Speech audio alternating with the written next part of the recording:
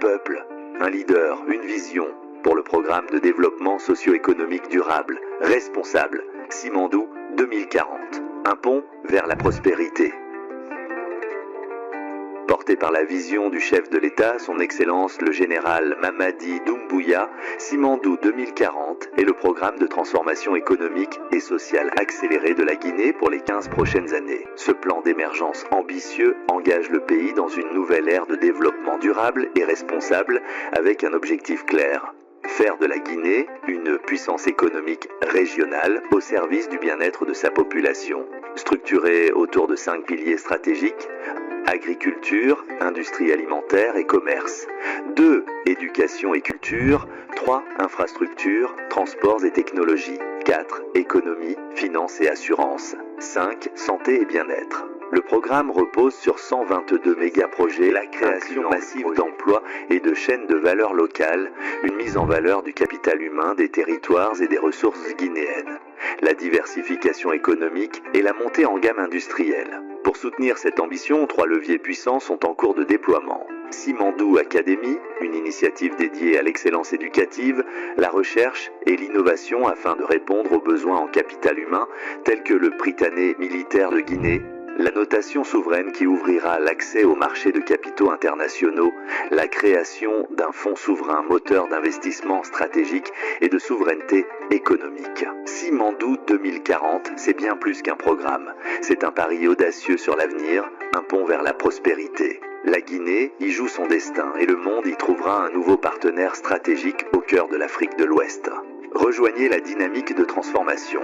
Investissez dans la Guinée de demain. Participez à un programme de référence en Afrique de l'Ouest.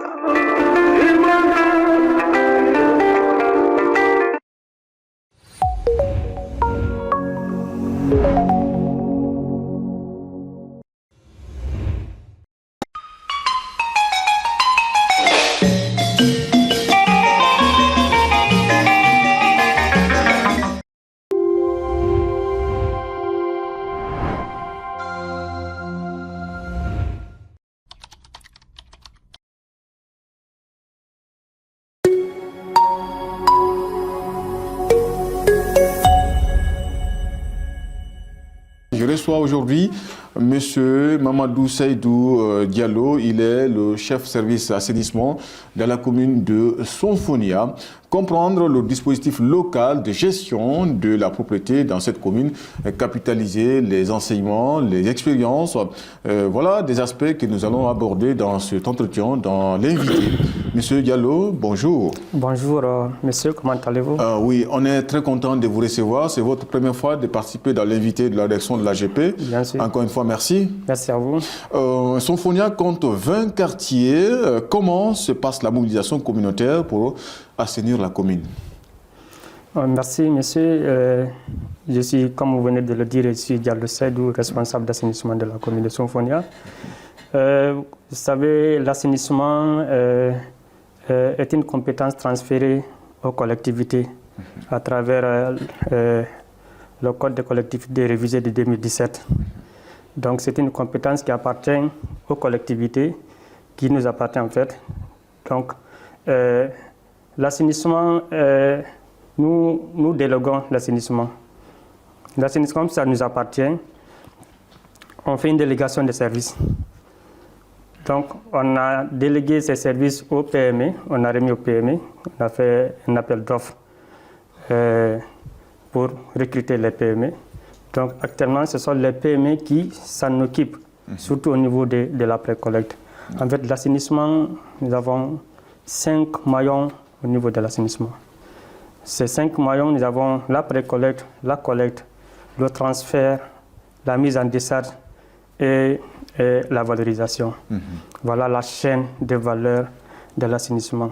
Donc nous en occupons 4 maillons que nous préoccupons.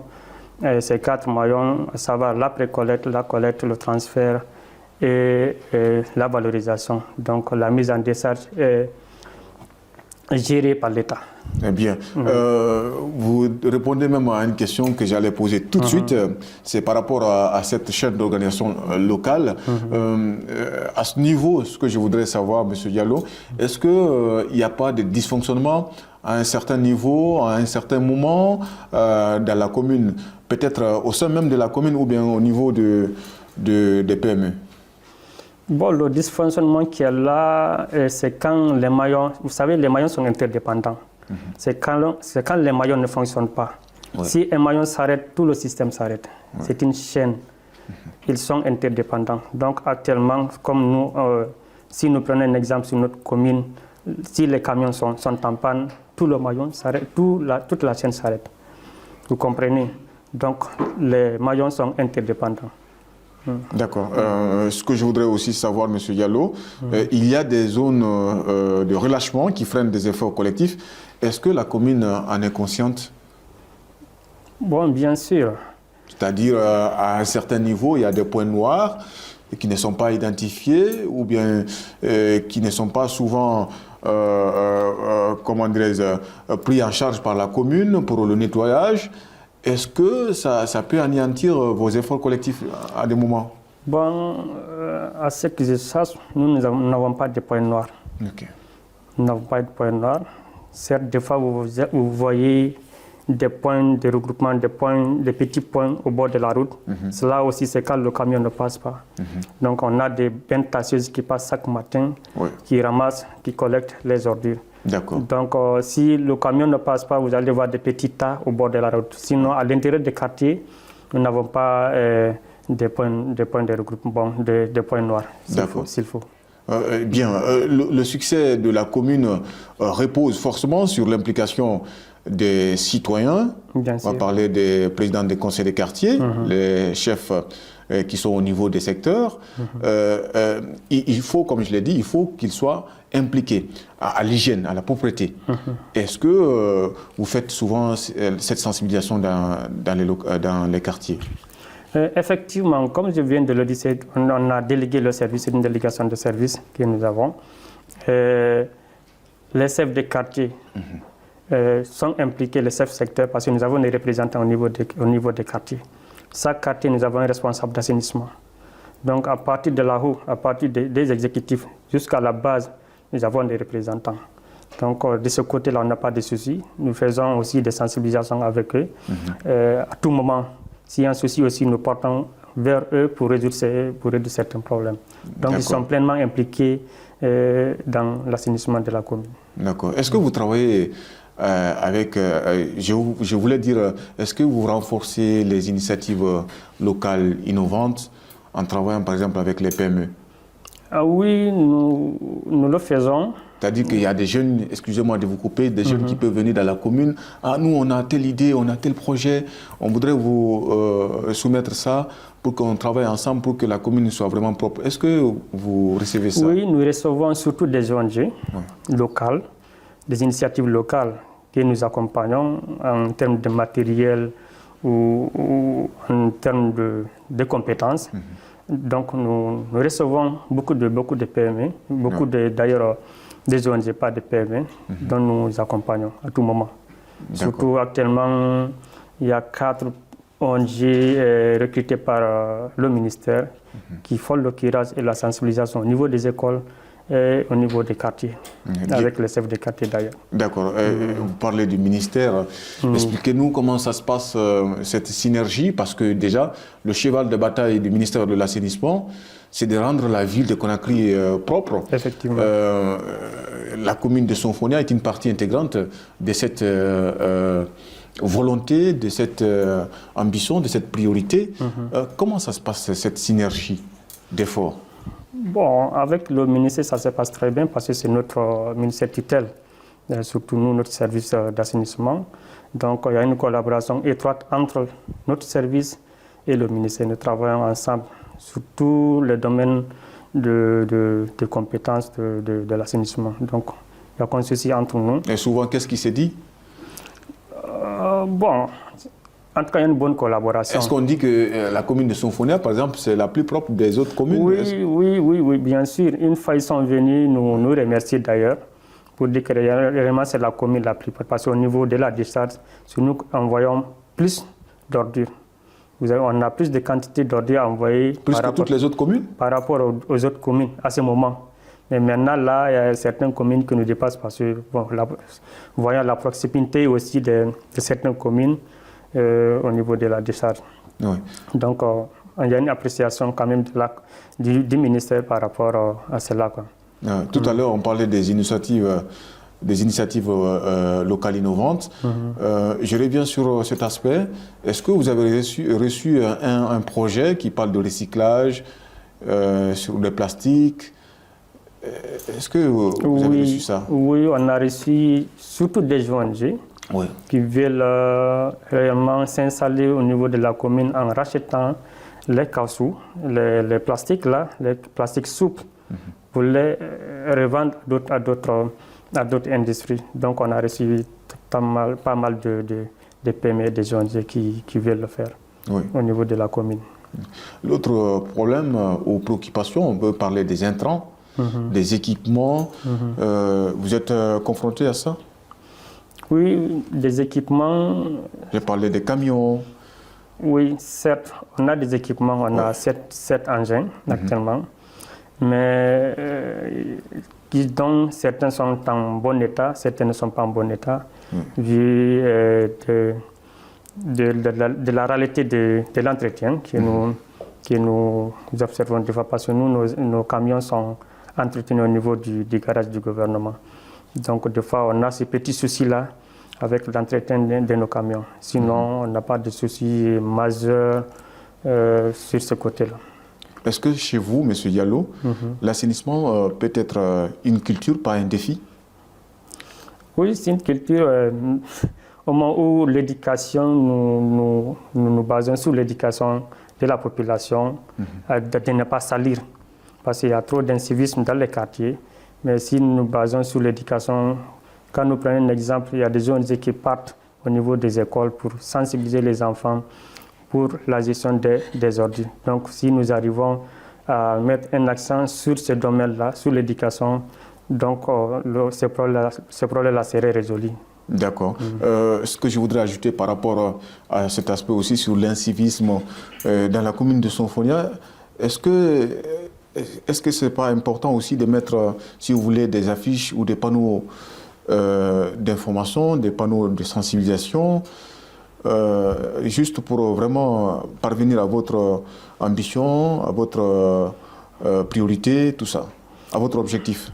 Oui, certes, c'est efficace de mettre des affiches et des panneaux, c'est efficace, mais nous priorisons les porte-à-porte, la sensibilisation porte-à-porte. C'est continuel? Oui, des fois nous le faisons, mais c'est de temps en temps que nous faisons. Mais on a trouvé que c'est une approche très efficace par rapport aux affiches, parce que ça demande des moyens. Vous savez, les communes n'ont pas assez de moyens pour mettre des affiches parce que ça coûte cher. Donc nous priorisons la sensibilisation porte-à-porte et la sensibilisation à travers aussi, comme nous le faisons comme ça. Avec les médias. Voilà, avec les médias. C'est bien. Dernière question, c'est juste un message à l'endroit, si vous voulez, des autorités par rapport à cette problématique, parce que nous sommes à l'approche des grandes pluies et il y a vraiment, si vous voulez, il y a le danger qui nous guette. Ça, ce n'est pas au niveau de la commune de Sonfonia seulement, ça c'est à tous les niveaux. Bien sûr. Donc, comme je l'ai dit, si vous avez un message à adresser à l'endroit des autorités, notamment le ministère de l'Assainissement, c'est le moment opportun. Oui, ce que je pourrais dire à M. le ministre, M. Kamara Boubacar, vraiment c'est de redoubler l'effort. Parce qu'actuellement, il le fait, il sort chaque jour, il ne dort pas, il est sur le terrain avec nous. Mais c'est de redoubler et mettre une stratégie qui pourrait vraiment nous aider à ne pas, cette année aussi, bloquer le système, surtout au niveau de la décharge. La décharge, chaque année, la décharge pendant la saison de pluie, nous avons des soucis avec la décharge. Donc, nous n'avons qu'à revoir ce côté-là. Ainsi de cela aussi, comme ils sont en train de curer les caniveaux et de continuer à curer les caniveaux. C'est très important pour éviter des inondations. Donc, moi, je les remercie très sincèrement. On est tous ensemble sur le terrain. Ils sont en train de fournir un grand effort par rapport à la propriété de la ville. Donc, je les remercie très sincèrement. Et ma présidente aussi, Madame Wadine Dansiko, mon secrétaire général, M. Abdullah Sangaré. Donc, je les remercie par rapport au soutien qu'ils accordent à l'assainissement, parce qu'ils nous soutiennent. Si vous voyez qu'actuellement, nous sommes presque devant par rapport à ces domaines-là, c'est eux qui nous soutiennent. Vraiment, merci à vous, merci à eux et à ceux qui m'accompagnent aussi. Monsieur Mamadou Seydou Diallo, merci. Merci à vous, monsieur. Mamadou Seydou Diallo, chef service assainissement de la commune de Sonfonia, était là pour nous parler de dispositifs locaux de gestion de la propriété dans cette commune de Sonfonia. Et donc, on a abordé de long en large les dispositions, comme je l'ai dit, prises dans cette commune, dans ces lieux. Et donc, il y a beaucoup de choses à faire, et il a sollicité même les efforts des autorités, notamment le ministère de l'Assainissement. Merci à vous les téléspectateurs, merci également à vous les internautes, merci à l'équipe technique de l'AGP, l'agence guinéenne de presse, nos amis de la RTG, qui diffuse tout le temps cet entretien, et je le fais souvent. Je vous invite à consulter notre site web. C'est là-bas même, cet entretien aussi est diffusé, donc vous pouvez aller suivre cet entretien avec M. Mamadou Seydou Diallo. Je rappelle, il est le chef service assainissement de la commune de Sonfonia. Encore une fois, merci et au revoir.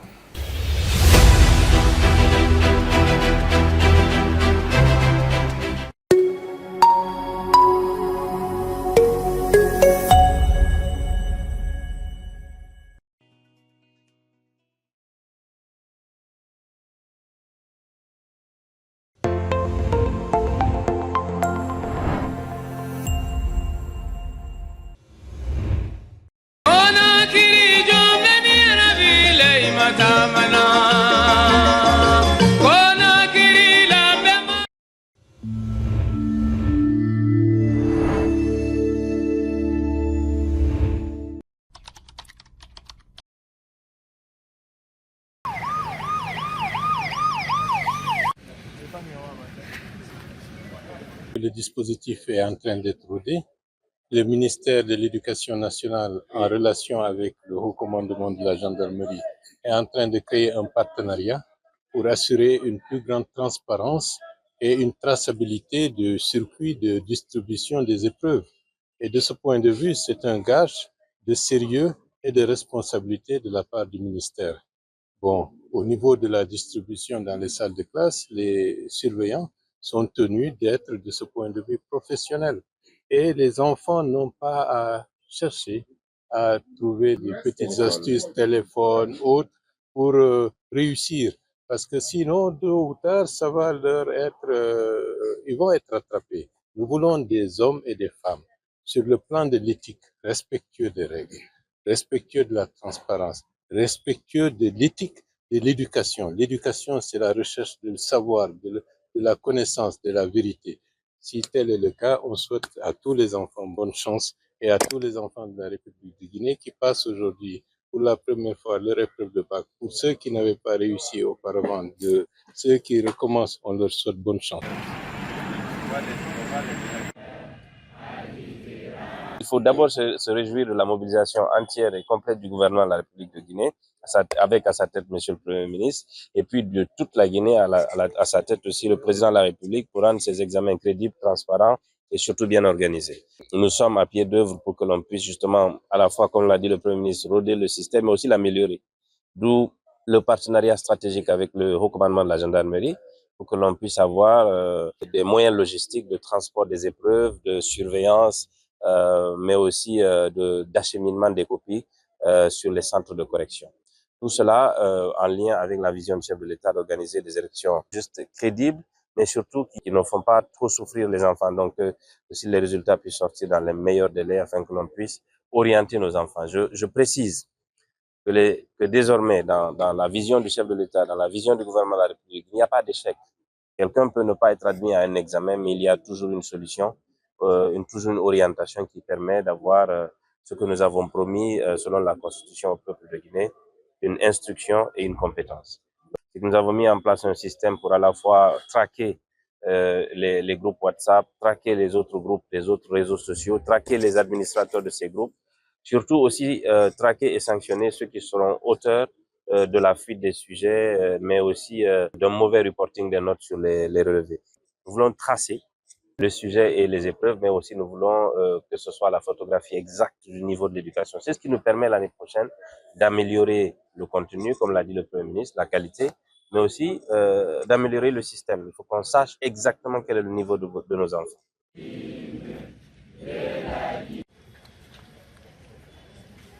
Je me sens très bien parce que je suis prête pour affronter le bac. J'ai pu suivre les cours de semi-internat et tout. Donc, je suis déjà prête pour affronter le bac. Et je l'espère aussi d'obtenir le bac cette année. C'est ma deuxième fois. L'année dernière, j'ai fait le bac, mais malheureusement, je ne l'ai pas eu. Cette année, je me suis très bien préparée, vu que l'année dernière, je n'ai pas pu obtenir le bac. Et du coup, cette année, je me suis relevée encore plus forte que l'année dernière. Je conseille tous mes amis de prendre le courage et d'avoir toujours la volonté d'affronter le bac. Parce que pour gagner la victoire, il faut te relever encore plus fort. Je compte sur mes propres efforts.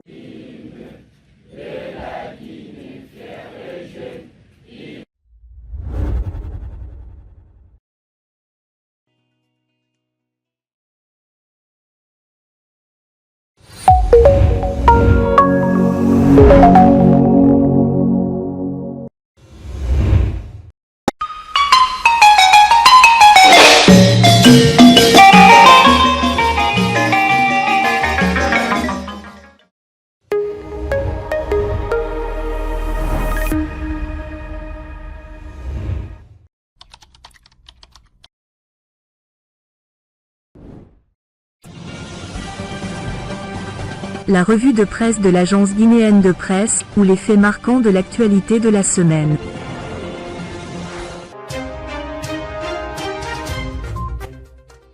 Bonjour et bienvenue dans la revue de presse de l'AGP. Voici ce qui concentre l'essentiel de l'actualité cette semaine. À la une, transformation locale de l'or, c'est une trajectoire irréversible, précise Bounasila. Titre africaguinée.com. Chaque jour, notre or quitte le sous-sol guinéen. À l'état brut, il est transporté vers des raffineries étrangères où il est transformé, certifié, valorisé, a dit le ministre des Mines, cité par l'auteur de l'article. Pourquoi Mamadi Doumbouya veut-il mettre fin aux exportations d'or brut, s'interroge notre confrère convergencegn.com. Selon les autorités, cette politique vise à accroître la valeur ajoutée des ressources minières, à soutenir l'industrialisation du pays et à favoriser la création d'emplois.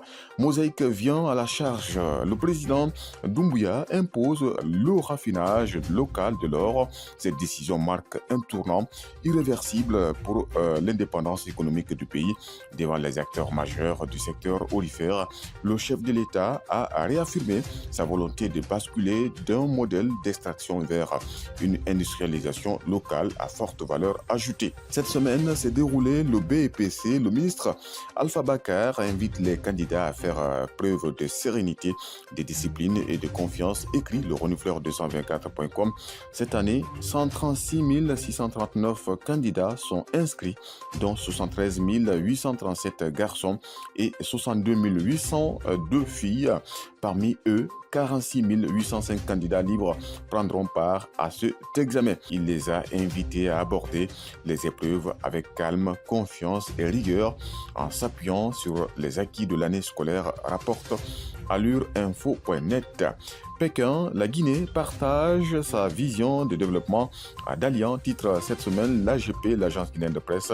Le pays est engagé à bâtir une économie diversifiée, créer des emplois qualifiés, favoriser le transfert de compétences et renforcer la coopération avec la Chine.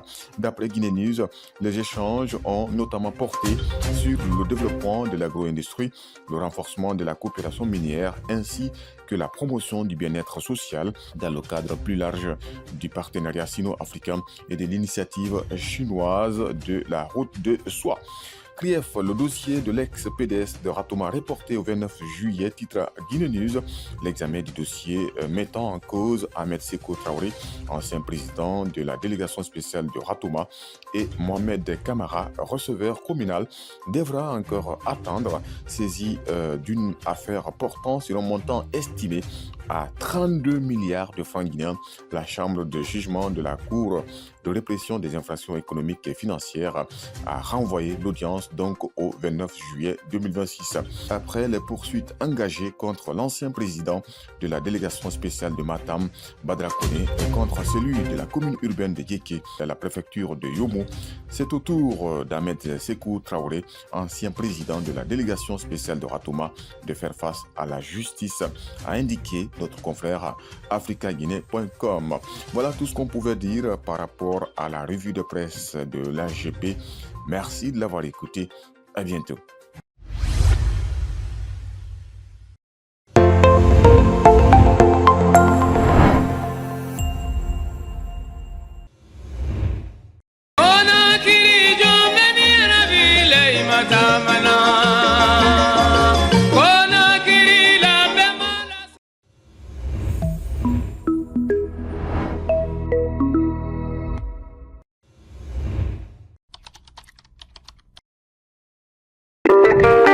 Un peuple, un leader, une vision pour le programme de développement socio-économique durable, responsable, Simandou 2040.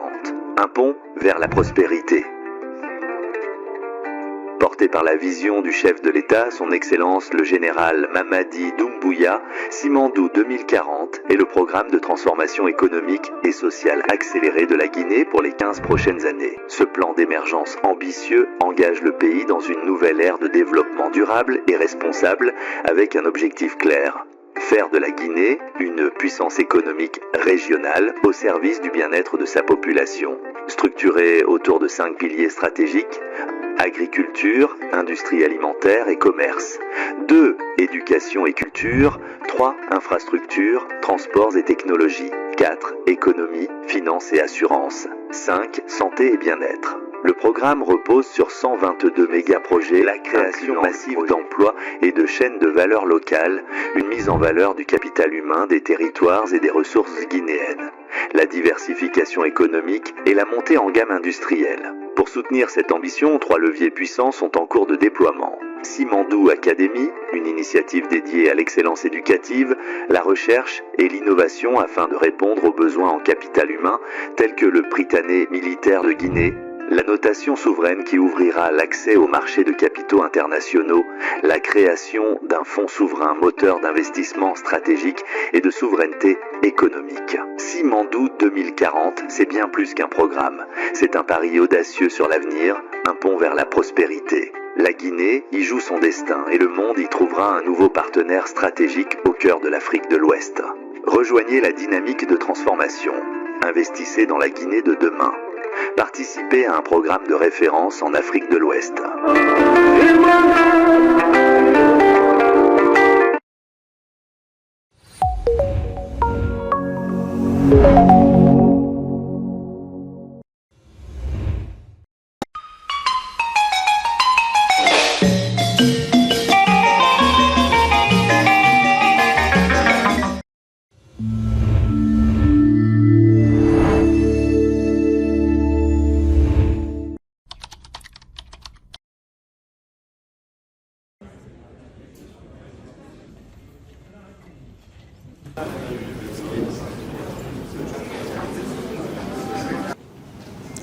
Le PEAG a pour objectif de développement d'accroître l'accès à des services améliorés d'eau et d'assainissement dans l'agglomération de Conakry et de renforcer la performance opérationnelle et organisationnelle des institutions du secteur. Il a été approuvé en avril 2025 et mis en vigueur en septembre de la même année. Il s'étend sur une période de 6 ans, 2025-2031. Le projet mobilise une enveloppe globale d'environ 670 millions de dollars réunissant les fonds de la Banque mondiale à travers IDA, de la Banque européenne d'investissement, de l'Union européenne, du Fonds pour l'environnement mondial et d'Exim Bank End, ainsi que de la contrepartie nationale. Le projet est structuré autour de 5 composantes. Composante 1, augmenter et améliorer les services d'eau dans le Grand Conakry. Composante 2, appuyer la performance et les réformes institutionnelles et politiques du secteur de l'eau. Composante 3, améliorer la gestion des ressources en eau dans les zones sélectionnées. Composante 4, appuyer la mise en œuvre du projet. Et enfin, une composante d'intervention d'urgence qui sera utilisée au besoin. Je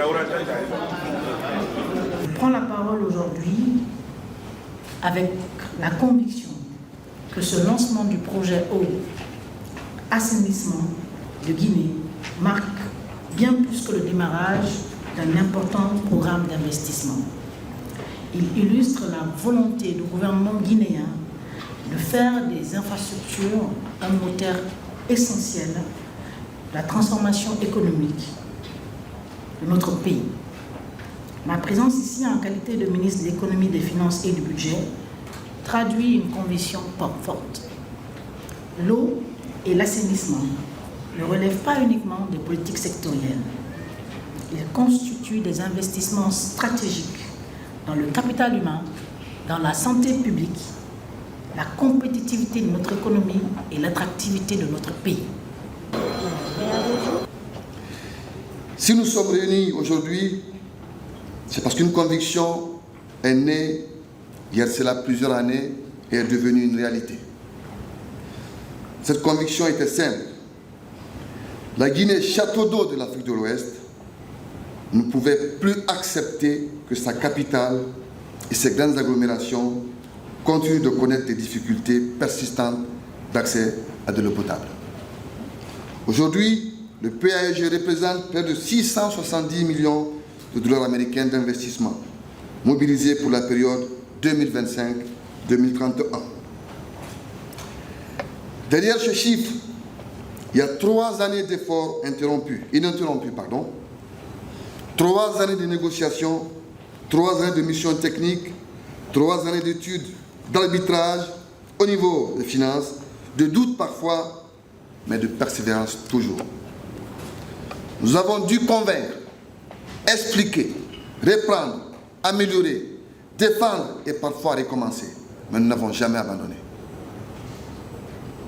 Parce que derrière chaque réunion, derrière chaque document, derrière chaque mission, il y avait les attentes silencieuses de millions de Guinéennes et de Guinéens. C'est cette responsabilité qui nous a portés. Et cette journée est une victoire. Elle ne saurait être attribuée à un homme, ni à une administration ou à une seule institution.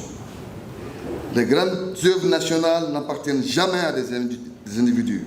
Elles sont toujours l'aboutissement d'une intelligence collective, d'une volonté politique assumée et d'un engagement partagé. Le PAEG est l'œuvre de toute une nation entière. Une pause de quelques minutes et nous poursuivons avec la...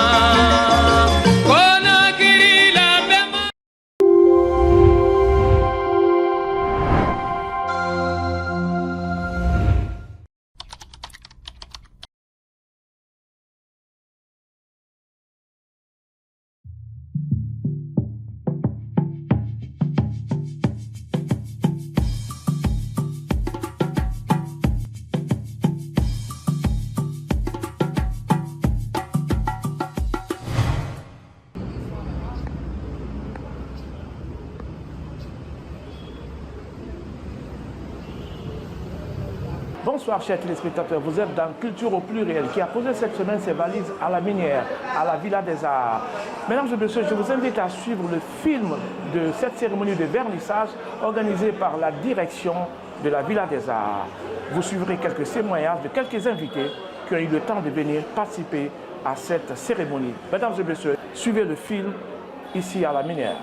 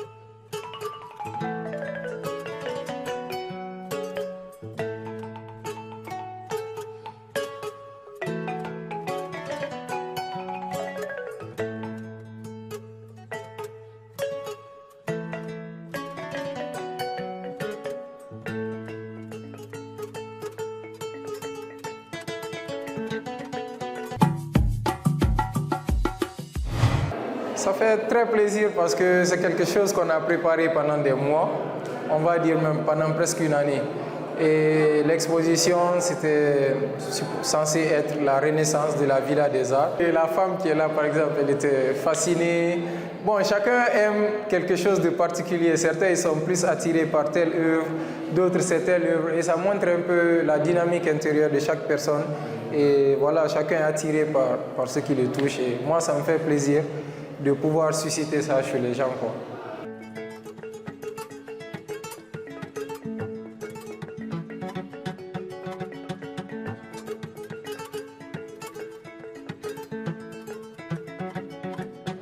Une immense joie parce que cela répond aux attentes du ministère de la Culture depuis l'arrivée du président de la République.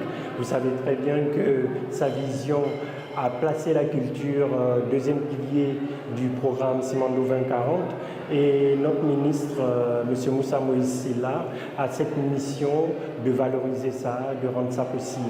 Et donc pour le secteur des arts visuels, aujourd'hui la position du ministère de la Culture est vraiment de contribuer au développement de ce secteur-là qui, il faut reconnaître, a besoin de beaucoup d'efforts publics mais aussi privés parce que notre ADN c'est de faire en sorte que le secteur privé et le secteur public aient une vision commune pour le développement des industries culturelles et créatives. Et c'est pour ça que quand je vois cette première galerie de notre capitale qui avait fermé d'ailleurs, on va dire, est en train de rouvrir, ça veut dire qu'il y a encore des promoteurs des arts visuels en Guinée qui sont engagés et passionnés et qui ont décidé de mettre cette discipline côté guinéen sur la carte du monde.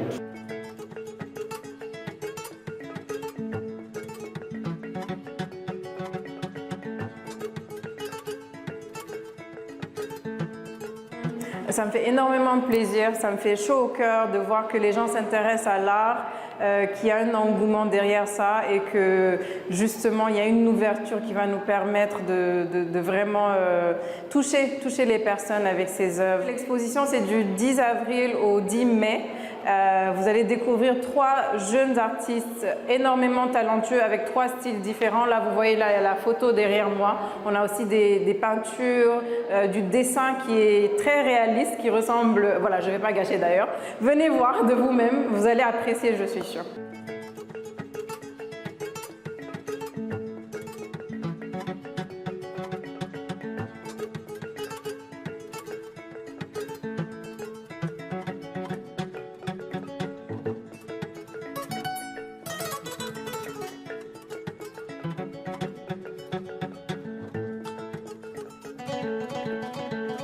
Alors, l'œuvre, on peut voyager à travers une œuvre d'art. Cette villa-là, elle est ouverte à tout le monde. Pas forcément à des personnes qui vont venir acheter, mais également au public qui veut venir juste passer un bon moment où on peut s'évader à travers les œuvres d'art. On peut passer, regarder, on est dans un espace, vous conviendrez avec moi, qui est assez sympathique. Donc c'est vraiment ouvert à tout le monde. Donc, nous invitons le public guinéen de tout âge à venir découvrir des artistes guinéens, savoir qu'il y a une production artistique de l'art contemporain en Guinée, à travers des artistes qui ont du talent. Venez découvrir, on a des photographies, on a des dessins au crayon et on a des œuvres peintes par des jeunes artistes. Donc j'appelle vraiment la population, le public à venir visiter la Villa des Arts de Conakry, à soutenir ce que nous faisons pour les artistes, pour l'expression artistique. C'était là l'essentiel de cette émission Culture au pluriel qui a posé cette semaine ses valises à la Villa des Arts ici à Conakry. On vous invite à venir visiter un peu la villa tout au long de ce mois pour venir découvrir des tableaux, des photos ici. Les organisateurs ont pris toutes les dispositions. Caméra, Madi Kamara, Amadou Bailou, Diallo a réalisé cette émission. Je vous donne rendez-vous la semaine prochaine au compte de cette émission Culture au pluriel.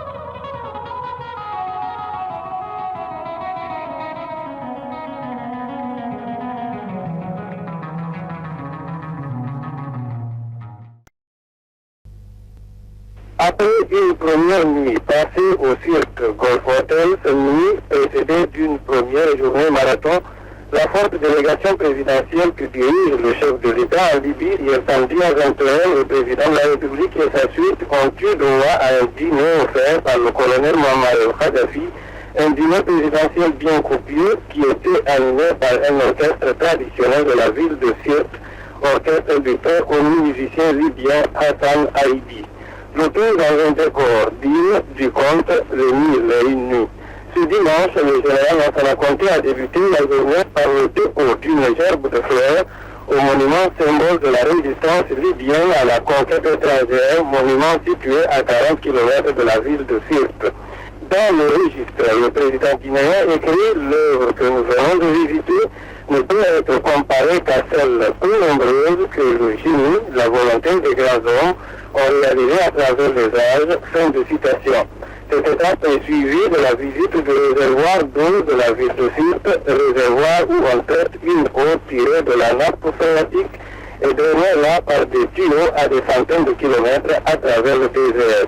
En fait, chaque grande ville libyenne dispose de son réservoir alimenté par ce qu'on appelle ici le fleuve artificiel.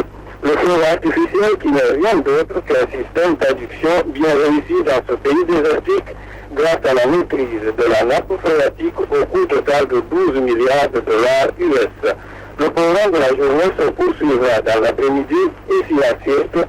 Peu avant son départ pour la Libye, le général Lansana Conté a effectué notre mission cette semaine à Abuja, capitale politique du Nigeria, où il a pris part à une rencontre extraordinaire des chefs d'État de la CEDEAO axée sur les modalités d'organisation des élections libres et transparentes au Libéria, ce pays voisin ravagé par 7 ans de guerre civile et fratricide. Le rôle joué par le président de la République dans l'extinction de cet autre foyer de tension vaut son pesant d'or. L'idée de création d'une force d'interposition ECOMOG est venue de la Guinée.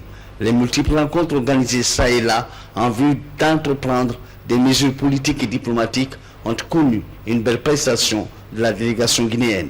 Cette fois encore à Abuja, l'apport de la délégation guinéenne conduite par le président Lansana Conté était inestimable, tant par la qualité et la consistance de son point de vue que par sa volonté de tourner cette page lugubre au Libéria.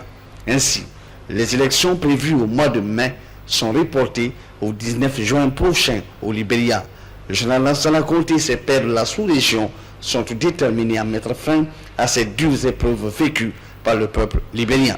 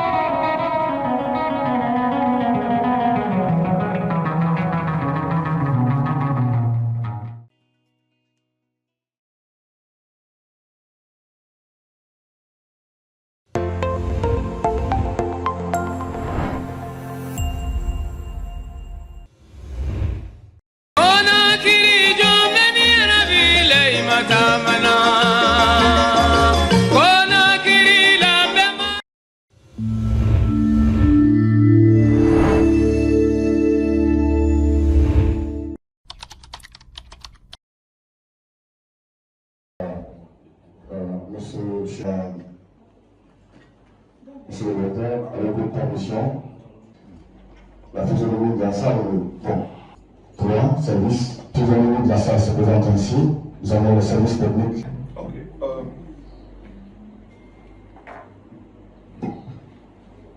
Bonjour à tous.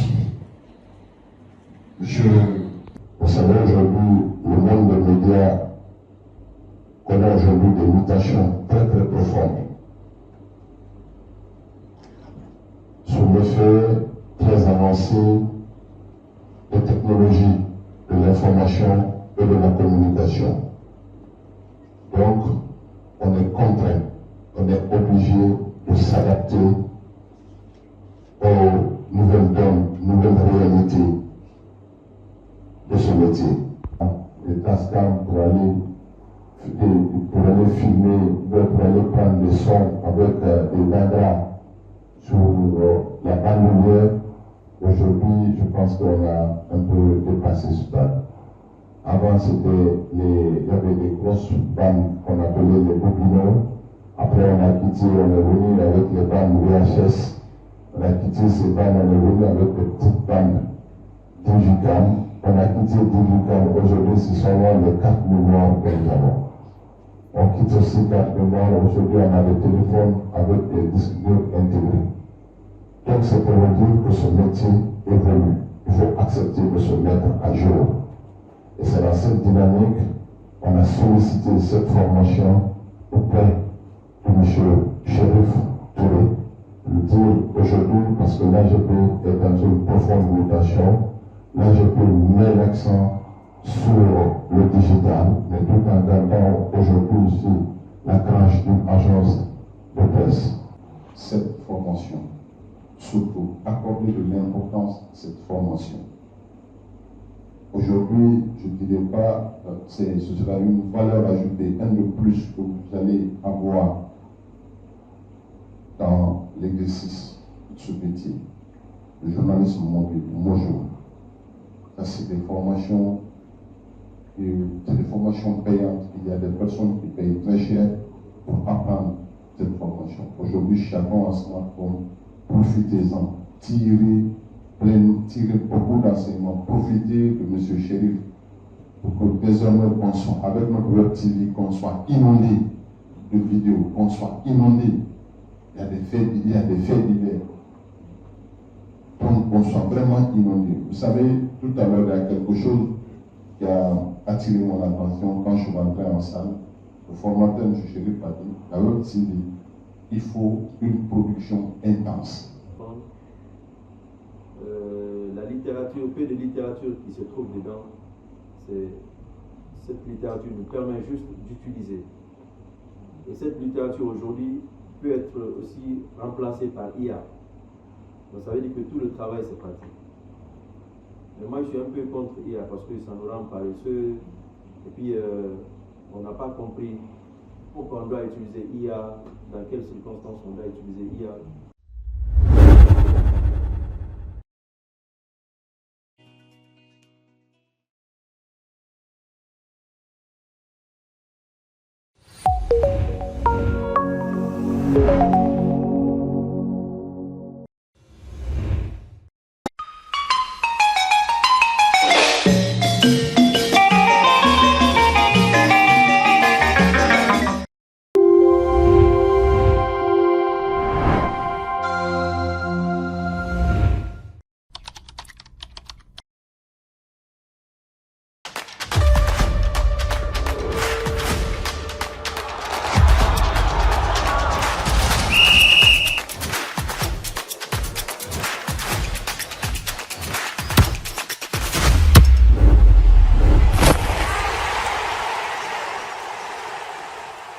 Vous êtes sur AGP dans votre émission Tout le sport. Nous allons parler football aujourd'hui. Nous recevons le secrétaire administratif de la Ligue guinéenne de football professionnel. Avec lui, nous allons parler de la Coupe de la Ligue qui démarre à Conakry cette semaine. Pour en savoir plus, restez accrochés. C'est une caméra tenue par la MAF et Chérif.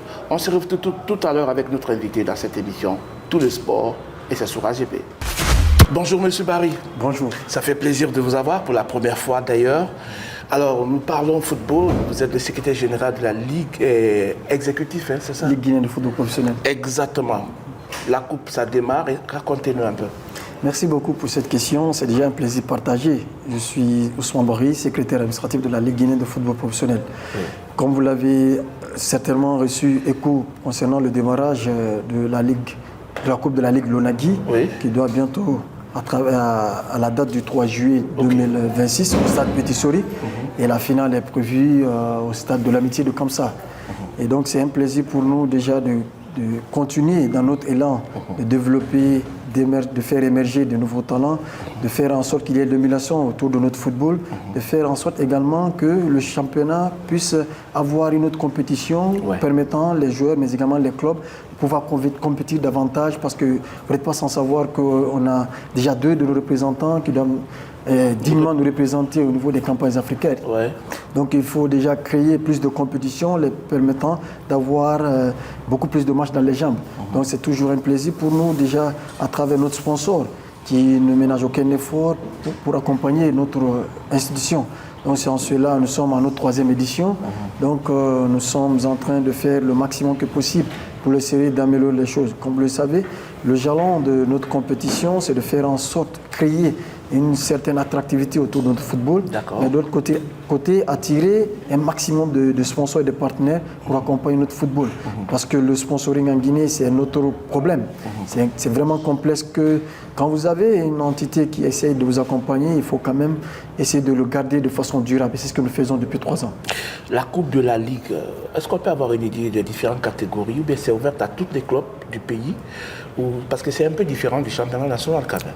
Effectivement, sauf que dans le championnat national, il y a la Ligue 1 et il y a la Ligue 2. Donc il y a 14 clubs de Ligue 1 et 14 clubs de Ligue 2. Donc, et là, on a affaire avec combien de... 28 clubs. Donc c'est les clubs de Ligue 1 et les clubs de Ligue 2 qui vont compétir pour essayer de rafler le prix magique autour à peu près la finale.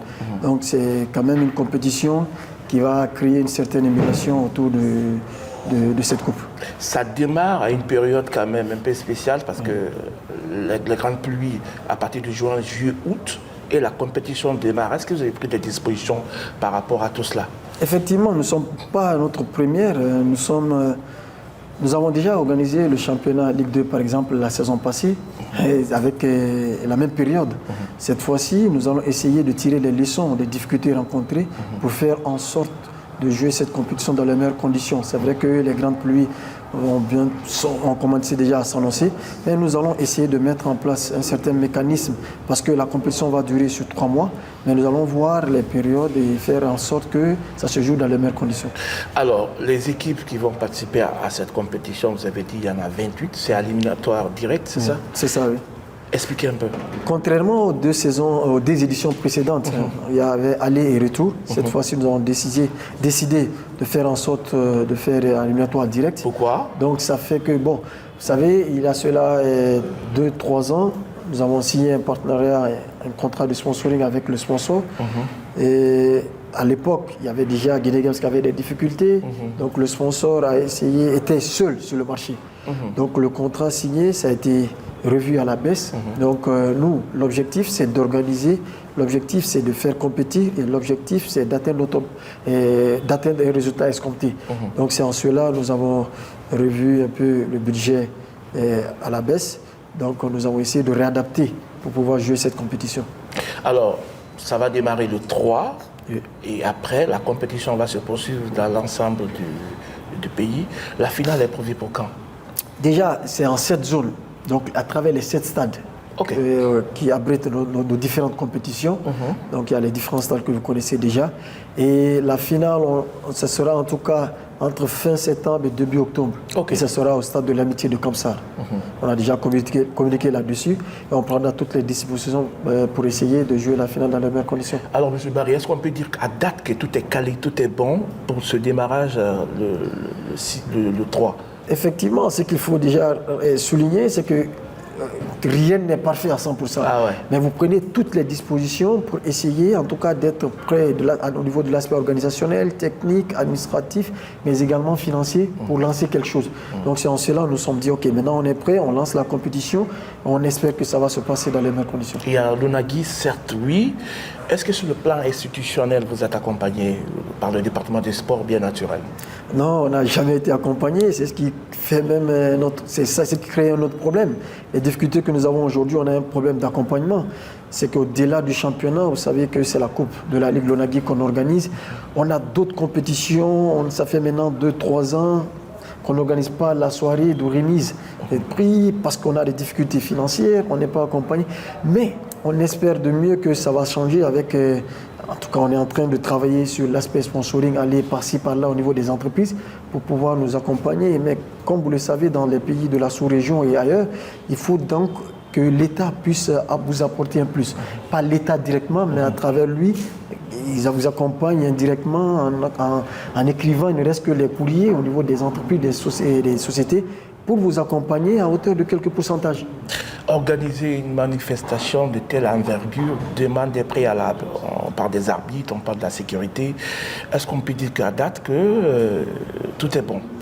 Tout est bon pour nous parce qu'on a pris, je disais à l'entame de mes propos, il y a l'aspect organisationnel, administratif, technique et mais également financier. On a quand même, toutes les parties prenantes sont informées, on a dû discuter et là, toutes les dispositions sont prises pour que la compétition puisse se jouer dans les meilleures conditions. On a mis tout ce qu'il y a lieu de faire. On espère, en tout cas à travers notre prévision, parce que organiser une compétition, c'est prévoir. Donc dans notre prévision, on estime on n'a pas omis un aspect ou quelques aspects. On a pris en compte tout ce qu'il faut et on espère que ça va évoluer. Alors pour aller droit au but, le 3, ça va être le lancement officiel. Qu'est-ce qui est prévu au stade Petit-Souris? Ok, déjà, en notre troisième édition, c'est que veut dire qu'il y a eu 2 éditions précédentes. On a tiré les leçons, on a essayé d'améliorer. À la base, déjà, c'était aller-retour. Cette fois-ci, c'est un éliminatoire direct. Le lancement sera fait au stade Petit-Souris le 3 juillet à 16h00. La finale est prévue au stade de l'Amitié de Kamsar. Et de l'autre côté, c'est l'aspect accompagnement. Nous avons accepter de sacrifier, de souffrir à l'interne, mais de créer une certaine attractivité autour de cette compétition en offrant ce qu'il y a lieu de faire au niveau des clubs. Donc ne pas toucher certains aspects pourvu que la compétition puisse se jouer dans les meilleures conditions. Donc on a informé toutes les parties prenantes parce que c'est tout un écosystème qui est concerné. Donc il faut les informer, discuter et voir, réajuster certaines choses. Et c'est tout ce qui est, c'est tous ces paramètres, tous ces éléments qui ont été mis en place et on estime qu'on va vivre une compétition digne de nous. Qu'est-ce qui est prévu pour le club qui va remporter cette 3e édition? Et on a mentionné dans le règlement, le champion aura 75 millions de francs guinéens. Ce qui n'est pas mal. Le vice-champion aura 50 millions de francs guinéens. Okay. Et sans parler des subventions, parce qu'au début, on les accompagne à hauteur d'un montant. Au niveau des demi-finales jusqu'à la finale, il y a des accompagnements prévus. Donc des primes additionnelles qui vont s'ajouter au-delà de cette prime de champion et de vice-champion. Tout en rappelant qu'ils sont habillés par le sponsor. Oui, le sponsor, on a présenté, tout à l'heure, on a fait la conférence de presse, on a présenté les maillots. Ces maillots ont été achetés, financés par le sponsor. Donc on va remettre au club donc sans leur demander aucun centime additionnel. Donc nous avons pris toutes les dispositions. C'est nous qui avons financé à travers le sponsor pour essayer de les habiller et de jouer la compétition de façon digne. Monsieur Ousmane Barry, le secrétaire administratif de la Ligue guinéenne de football professionnel. Avec lui, nous parlons de cette compétition qui démarre le 3. Alors rapidement, je vais vous demander de regarder cette caméra juste en face de vous. Vous adressez à toute la Guinée, aux personnes de bonne volonté, parce que vous avez parlé tout à l'heure des difficultés que vous rencontrez d'ordre financier, d'accompagnement. Monsieur Barry, allez-y. Merci beaucoup. C'est le lieu pour moi de remercier le sponsor qui a accepté et déjà à la base qui a eu confiance en notre institution, qui a eu à collaborer. Nous sommes en notre 3e année de collaboration. On estime que ça va perdurer. Et de l'autre côté, lancer un appel solennel à l'endroit des entreprises et des sociétés qui pourront éventuellement gagner et bénéficier des avantages que la Ligue pourrait les offrir à travers le sponsoring. Et c'est en cela nous les invitons parce que si on a accepté, on a implémenté, on a concrétisé à travers des échanges et signé un partenariat avec une société, ce qui veut dire qu'on peut avoir plusieurs entreprises qui peuvent nous accompagner parce que nous sommes là pour les athlètes, nous sommes là pour les clubs, nous sommes là pour créer de l'émulation autour de notre football. Et de l'autre côté, c'est de remercier les clubs, les présidents surtout, mais également nos amis de la presse qui essayent de relayer nos informations, qui acceptent de nous accompagner dans notre élan. Et de l'autre côté, espérer que l'État pourra également jouer son rôle régalien en construisant des infrastructures dignes de nous pour ne pas avoir des compétitions de façon très très basique, mais avoir des compétitions dignes d'une compétition professionnelle. C'est en cela que je vous remercie également pour cette opportunité que vous essayez de m'offrir et qu'on estime que ça va perdurer à travers le temps. Je vous remercie encore une fois de plus. Le rendez-vous est pris pour le 3 juillet 2026 au stade Petit-Souris de Nongo à 16h00. Venez vivre ce moment avec nous, ce moment magique, ce moment convivial et ce moment de fraternité. Caméra, Lamaf et Kotorsilou et puis Shérif. Je remercie toute l'équipe qui nous a aidé à réaliser cette émission depuis le siège de la Ligue guinéenne de football professionnel. C'était votre émission Tout le sport et c'est sur AGP. Merci, au revoir.